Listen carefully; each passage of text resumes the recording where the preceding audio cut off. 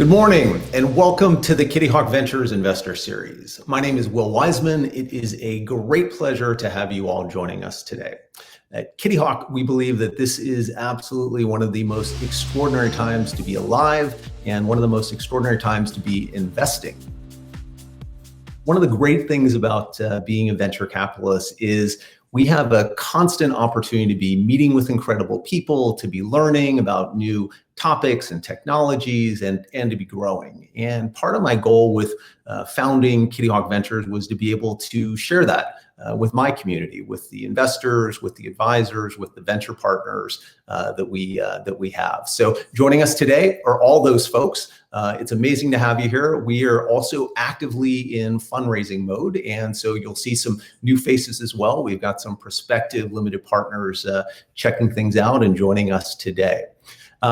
So I'm super excited to be able to share some big news with you as well today, which is that we are growing as a firm, not only the size of our fund, but team-wise as well. And I'm really excited to be able to welcome Randall Mays to the team. So Randall Mays is joining us as a managing director.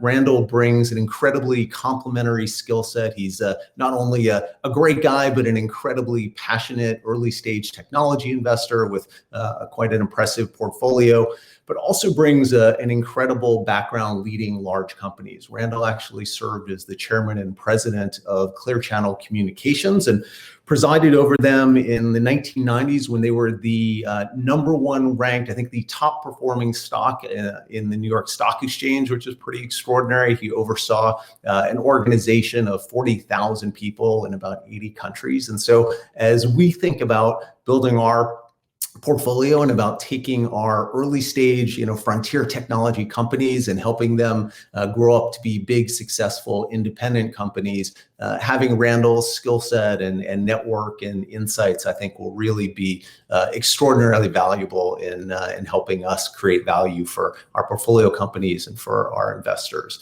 So with that, I wanted to take just a quick moment to let you see the guy and meet him. And Randall, welcome. It's really such a treat to have you as part of KittyHawk, and looking forward to having you part of the organization, and for folks here getting a chance to spend some time with you as well. Well, thanks, Will. That was a very nice introduction. I think that I'm extremely excited to partner with you. I really have enjoyed our time together so far, and really look forward to some pretty amazing stuff going forward. I think the reason this is so compelling and interesting to me is that I have a pretty insatiable curiosity, and being able to just inundate myself into this space, into these new technologies and new advancements is really something that is what drives me and is the kind of the foundation of my intellectual curiosity. So anyway, I'm super excited, and so thanks, Will, and I look forward to meeting everybody as we go forward. Awesome. Thank you, Randall. And Randall, we're going to do a little breakout, small group breakouts at the end. I know Randall will be around for that as well. So an opportunity for some folks to get to meet you and chat with you as well. So thank you and welcome, Randall. All right. With that, awesome. Thanks. Dive into it. So I can't tell you how thrilled I am to have Peter Diamandis joining us today. So I have had the great pleasure of getting to work with Peter for the last 8 years. He is one of the most inspirational people in my life. He's someone that I just admire deeply, and there's a few things that I really love about the guy. It's he is one of the hardest charging, just thinking big all the time. He's always focused on, moonshots and how can we really leverage technologies to go out and solve some of the world's biggest problems. He's a successful entrepreneur, co-founded Singularity University, founded XPRIZE, co-founded Human Longevity and COVAX. He's an author of Bold and Abundance. And one of his great attributes also is his ability to kind of take very complex technical issues and to be able to synthesize them down into ways that are really digestible and understandable to the masses. So if you see people talking or hear people talking about exponential, as you hear people talking about abundance, that is a direct line from Peter and a lot of the work that he's done. So it really is such a great treat to have him here. With that, please join me in welcoming Peter Diamandis. Hey, well, right back Morning. at you, buddy. It's a pleasure to work with you. I think the world of you, and love the way we see the world in a very similar fashion. And where entrepreneurship and backing amazing entrepreneurs is the best way to create a stronger, better, more abundant world. So super happy to support you and KittyHawk.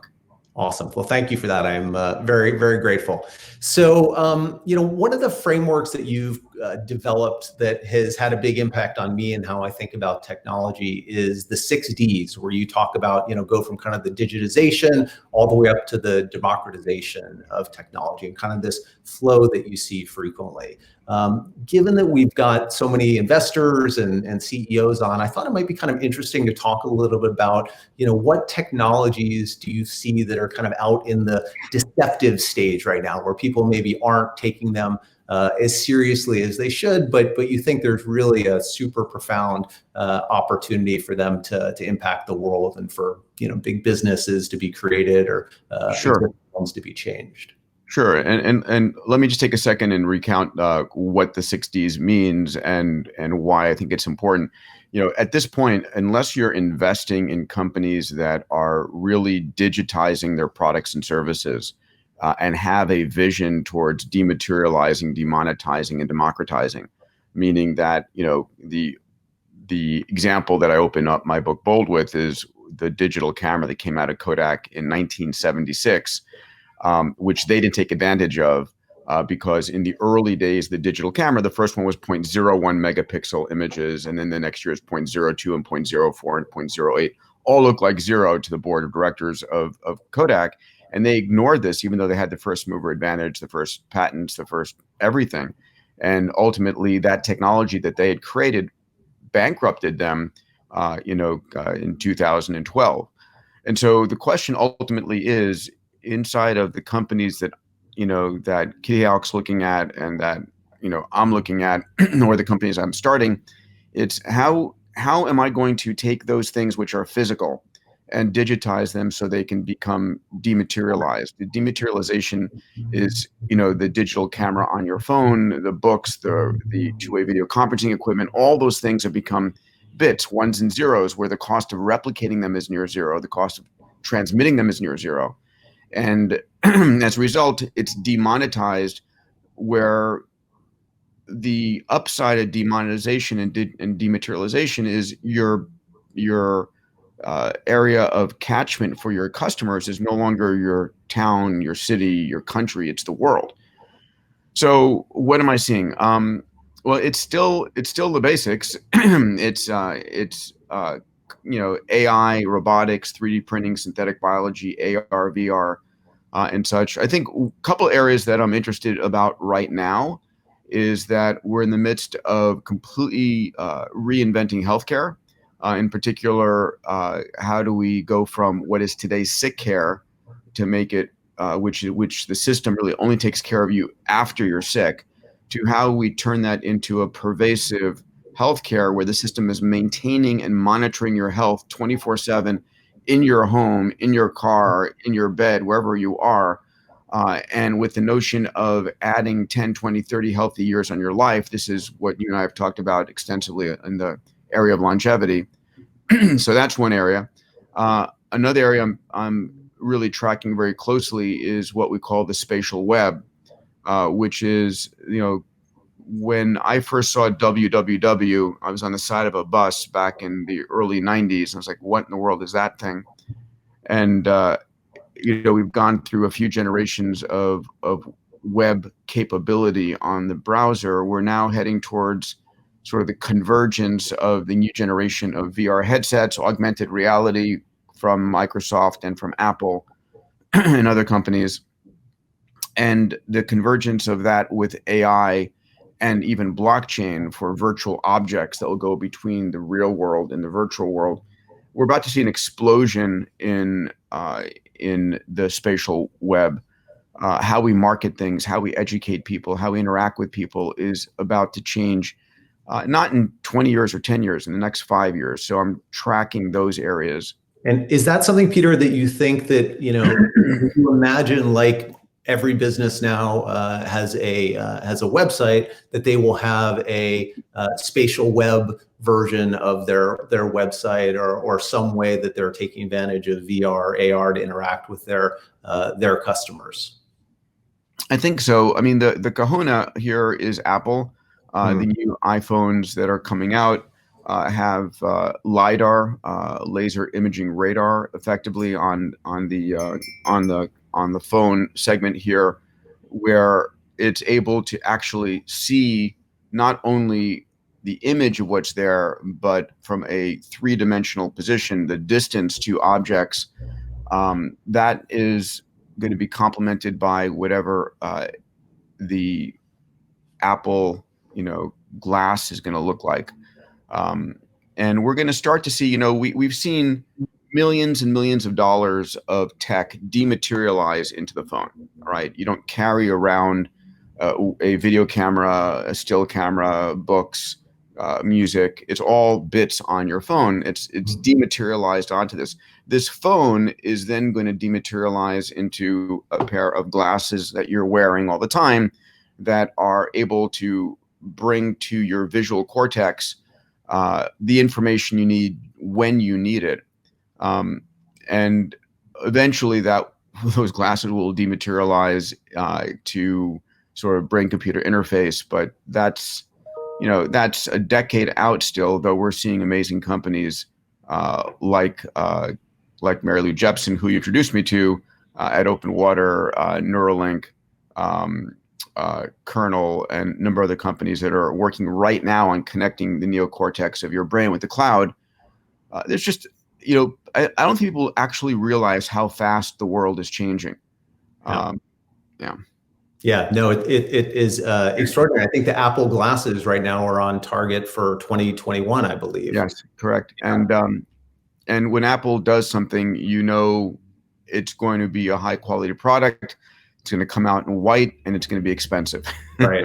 And everyone's going to want to have one, right? Everyone's going to want to have one, yes. Those masks immediately. How about on the AI front? What are you seeing there? Obviously, one of the most powerful and important technology trends, and kind of affecting businesses everywhere. Are there things that are touching you now, or ways that you're leveraging this right now in your business, or kind of gearing up to?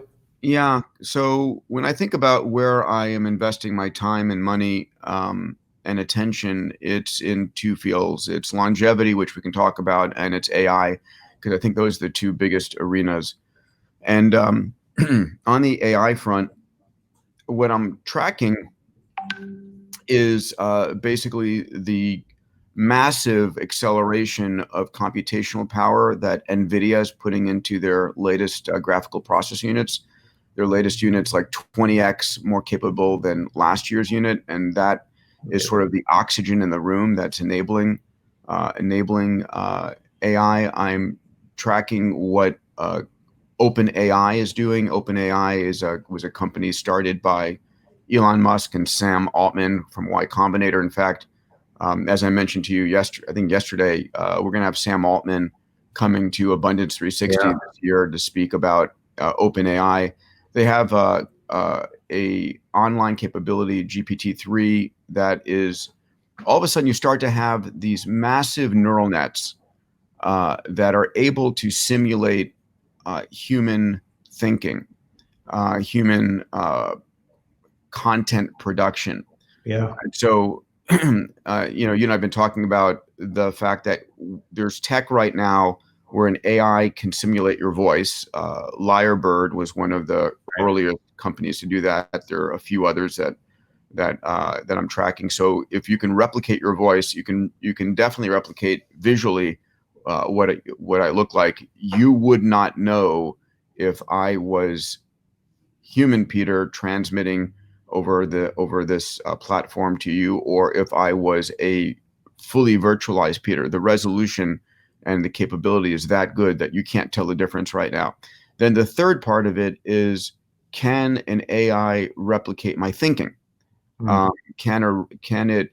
And the answer is we're almost there, where an AI can digest all of my, thousands of blogs, my books, my video content from Abundance 360 and Singularity, and it knows when Will Weisman asks me a question how I'm going to respond because it's modeled every response before. So, verbal, visual, and cognitive, then all of a sudden we're in a really interesting time where we're creating full-on AI avatars. So that's a massive business. I mean, what coach or what leader or what entrepreneur wouldn't love to have virtualized versions of themselves that they could deploy for use. So a lot's happening in there. AI is also driving autonomous cars, which we're seeing making continued progress. Electric vertical takeoff and landing, eVTOL, flying cars, so to speak. It's driving drones. It's driving all of these things. So this decade, I'll close on AI, where my point of view is there are two kinds of companies at the end of this decade.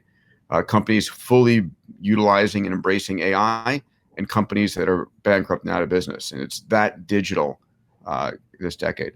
Yeah, it really is so profound. I mean, I was saw this fascinating interview where a guy was basically having a conversation with a GT3 powered avatar, and it was just extraordinary, the interactions that were taking place and all the responses being generated on the fly.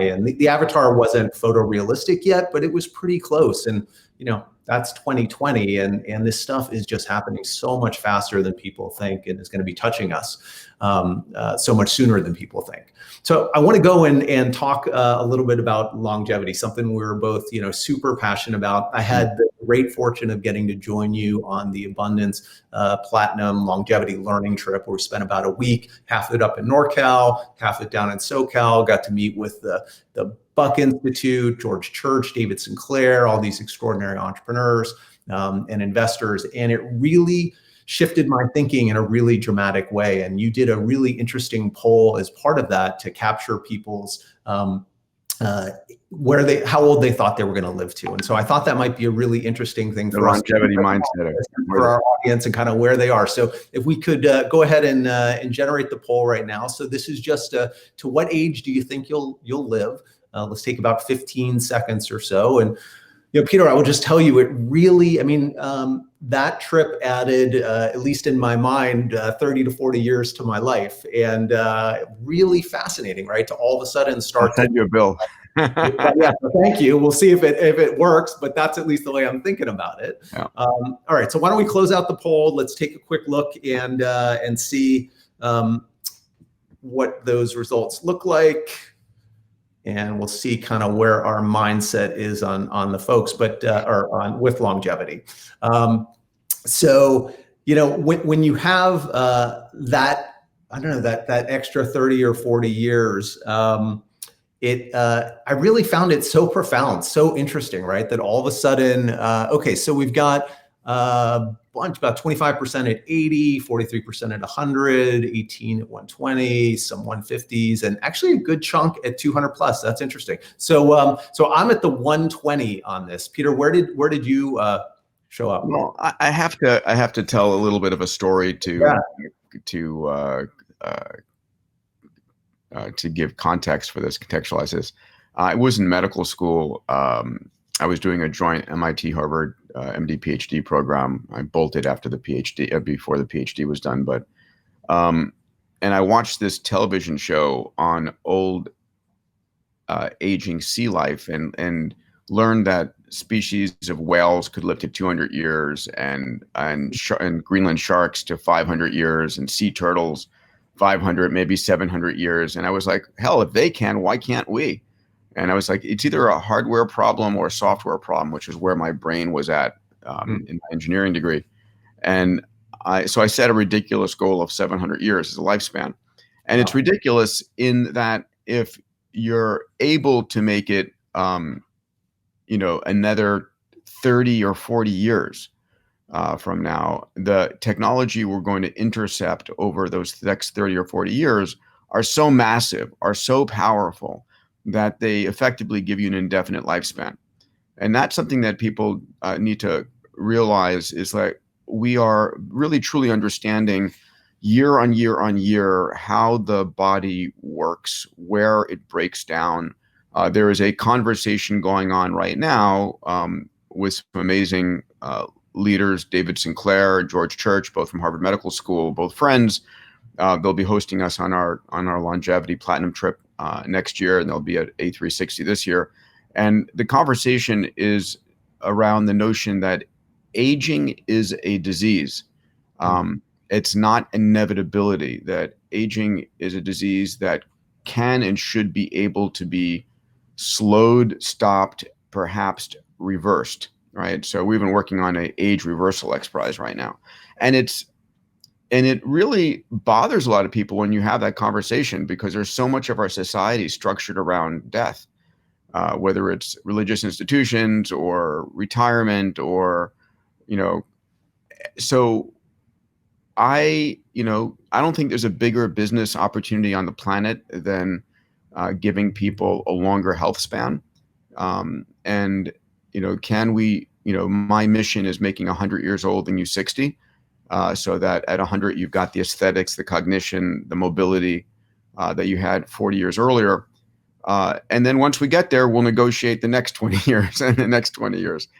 Ray Kurzweil calls it longevity escape velocity, and Aubrey de Grey, that there's a moment in time that science is extending your life, and there's a moment in time that it's extending your life for more than a year, that every year you're alive, and it departs from there.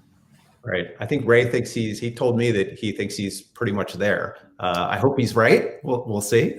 So what was interesting to me on this trip and hearing from the different CEOs of these companies, they're all attacking it in such different ways, right? Some of them are very specific and going after, blindness and trying to solve that. And some of them are going after it in a much more kind of holistic way and have figured out that, it might be telomeres, or it might be that they've figured out how to kind of rejuvenate the cells throughout the body and to kind of turn them back, 20 years or to just kind of a youthful state. Do you have a perspective on, which way is the kind of right way? There's obviously some holy grail approaches there that seem to solve everything, but is this one where there needs to be, it's right to have all this different, these efforts taking place and very unclear as to where the ultimate path forward is going to be? Yeah, so good question. The way that I think about this is our DNA doesn't change appreciably as we age. You have the same DNA at birth that you have as you age. There are some obviously mutations that occur from external influences of radiation and oxidation and such. But what does change is how your DNA is regulated, what genes are turned on and what genes are turned off. And one of the issues around aging is lack of regulation, so that when you're youthful, a whole set of genes are turned on and a whole set of genes are turned off. And as you age, they tend to shift, where the genes that should be on go off and the genes that should be off go on. They may cause cancer, they may cause wrinkles, they may cause a whole slew of different challenges. And as we evolved as humans 100,000 years ago, 1,000,000 years ago, there was no reason that your body should stay in regulation after your reproductive age. And so here's the point. Because we don't reproduce after the age of, on the average, after the age of like 30, there was no evolutionary Darwinian pressure to keep you alive longer, right? You'd go into puberty at age 13, you'd have a baby, at age 13 or 14 before there was birth control, right? And by the time you were 27, 28, 29, your baby was having a baby. And in this period 100,000 years ago, the proverbial caveman, before we had Whole Foods and McDonald's, to perpetuate the species, the last thing you wanted to do was take food out of the mouth of your grandchildren. You didn't want to have the grandparent competing with the grandchildren for food. And so the best thing you could do is die. So there was actual advantage to the species to kill off its older population. And so we now need to go and understand what Darwin did to us in that regard and learn how to turn back the time. So the work there, for example, David Sinclair is doing is using 3 of the Yamanaka factors. These are the factors that are able to create pluripotent stem cells from any cell in the body, to basically take back the age of the cells by which genes are turned on and which genes are turned off. These are the epigenetic programming. But the point being, there's lots of approaches and there's enough going on that it's going to be amazing. I don't know if I can even see it here. Let me see if I can find this. David Sinclair sent me this, and it's, let me see if I show it up here. It's the cover of the next issue of Aging. It says, Rebooting the Epigenome. And it's going to be his article about how he has basically been able to reboot, take back to a youthful state, the epigenome for the lab animals, basically bringing them back to youthful state. It's just extraordinarily exciting. Yeah, mind-blowing. It really is. So quickly before we kind of turn over to Q&A, I mean, one of the things that I think has made you extraordinarily successful, Peter, is your mindset, this growth mindset, this moonshot mindset, exponential mindset. You know, we've been talking about it a lot. It's going to be an important part of the A360 curriculum, but I thought maybe you could talk to people a little bit about kind of your thinking around mindsets. I know your mindset has shifted over time, and to you know, you weren't always like this. And so for sure. If I were to ask everybody watching, what do you think is the most important attribute of that made Steve Jobs and Elon Musk and Jeff Bezos, pick your favorite tech leader, successful? Was it the money they started with? Was it the technology that they started with? Or was it their mindset? I would posit that individual's mindset is the single most important thing that they have. That if you took away all of their tech, all of their relationships, all of their capital, but maintained their mindset, that they would have a high probability of regaining their wealth and their connections. And if you believe that, then the question is, are you actively choosing and shaping your mindset? And for most people, the answer is no. For most people, it's like your mindset you just happened into, or it's adapted from your family, or you're lucky. And I think that one of the most important thing for every leader, every entrepreneur, is say, this is the mindset I desire, and I'm going to reinforce that mindset. And so this year at Abundance 360, I'm focused on a number of mindsets. It is an exponential mindset to help you understand that, 10 doublings, you get 1,000x, 20 doublings, 1,000,000x, 30 doublings, 1,000,000,000x forward. Our brains are linear thinkers. We don't know how to think other than linear, but let me help you create an exponential mindset.